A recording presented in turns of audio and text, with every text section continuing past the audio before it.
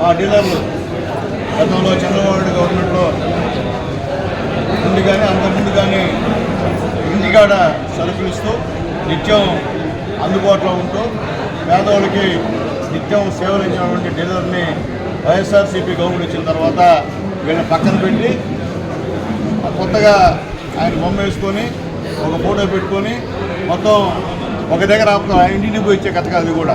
ఒక సెంటర్లో ఆపేస్తారు, ఆ సెంటర్ కాడికి వచ్చి క్యూ కట్టి తీసుకోవాలి జనాలు. ఆ విధమైనటువంటి దాన్ని ప్రవేశపెట్టాడు ఆయన.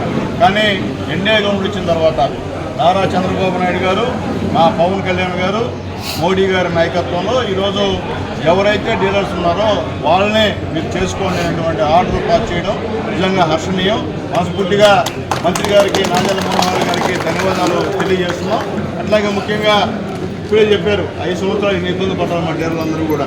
కాబట్టి ఇక ఈ గవర్నమెంట్లో మీకు ఏం ఇబ్బంది ఉండదు. తోడుగా అందరూ కూడా మేము ఉంటాం. ఏ అవసరం వచ్చినా తీర్చేదానికి సిద్ధంగా ఉంటామని చెప్పి మా డీలర్లు తెలియజేస్తూ, అట్లాగే మా డీలర్లకి పేద ప్రజల నుంచి చిన్న మనవి, దయచేసి టైమింగ్స్ పాటించండి. నా మిత్రుడు రవి చెప్పినట్టు టైమింగ్స్ ప్రకారం మీరు అందుబాటులో ఎవరిని కూడా దసరద్దు ఇచ్చద్దమ్మా. పేదవాళ్ళ బియ్యం కోసమే, అన్నం కోసం వచ్చేవాళ్ళు పేదవాళ్ళు. ఎందుకంటే రేషన్ బియ్యం అవసరం పేదవాడికి, గొప్పోడికి, మధ్యగతోడికి అవసరం లేదు, పేదవాడికి. కాబట్టి పేదవాడిని ఎక్కడ కూడా గౌరవిస్తే మీకు కూడా మంచిది. పేదవాడిని గౌరవించకపోతే మేము కూడా వస్తున్నాం. అది కూడా చెప్తున్నాను.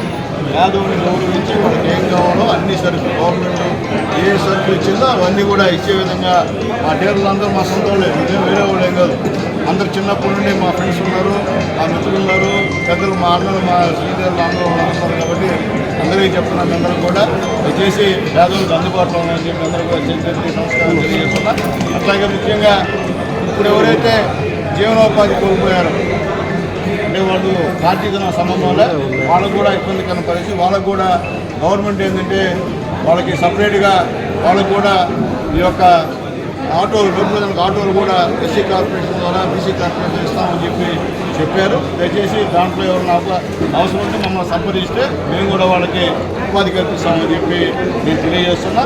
గతంలో జరిగినటువంటి స్మగ్లింగ్ అంటే మొత్తం ఎప్పుడు లేదు, మాకు తెలియదు బియ్యంలో కూడా స్మగ్లింగ్ ఉంటుందని.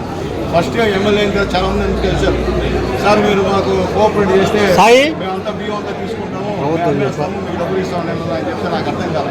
గతంలో మేము ఎమ్మెల్యేగా ఉండే, మున్సిపల్ చైర్మన్గా ఉండే, అప్పుడప్పుడు కూడా నాకు ఈ దీంట్లో కూడా ఎంత మొత్తం పుట్టిందో నాకు తెలియదు. కానీ అలాంటివన్నీ కూడా గత ప్రభుత్వం నేర్పించుకుంటారు అందరికీ.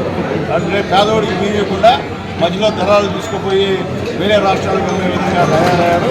ఇవన్నీ కూడా చెప్పబెట్టే విధంగా మీరు కూడా కోఆపరేట్ చేయమని చెప్పి తెలియజేస్తాను. మీరు కూడా అటువంటి బియ్యాన్ని ఎవరికి ఇవ్వద్దు, పేదవాడికి ఇవ్వండి. మిగిల్చుకొని వాళ్ళకి ఏదో ఇస్తే రేపు మీకు డీలర్షిప్ పోతే వాళ్ళు రచించే పరిస్థితులు ఎవరు లేరని చెప్పి నేను తెలియజేస్తూ మరొకసారి అందరికీ కూడా పేదవాడికి ఉపయోగపడమని చెప్పి తెలియజేస్తూ, వచ్చినటువంటి నా మిత్రుడు మా రవికి, మా అన్న భాస్కర్ అన్న, అలాగే మా సీనియర్ మా రవీంద్ర బాబు గారికి, అలాగే మా మిత్రుడు మా గిరానీ భాషకి అందరూ కూడా, మా నాయుడు గారు విశేష కూడా పాప ఉంది, అలాగే మా సేనాయుళ్ళ మందు అంతా మా వాళ్ళే, చాలా మంది పేదవాళ్ళు ఉన్నారు. కాబట్టి అందరికీ కూడా పేరు పేరున ధన్యవాదాలు తెలియజేస్తూ సెలవు తీసుకున్నాను.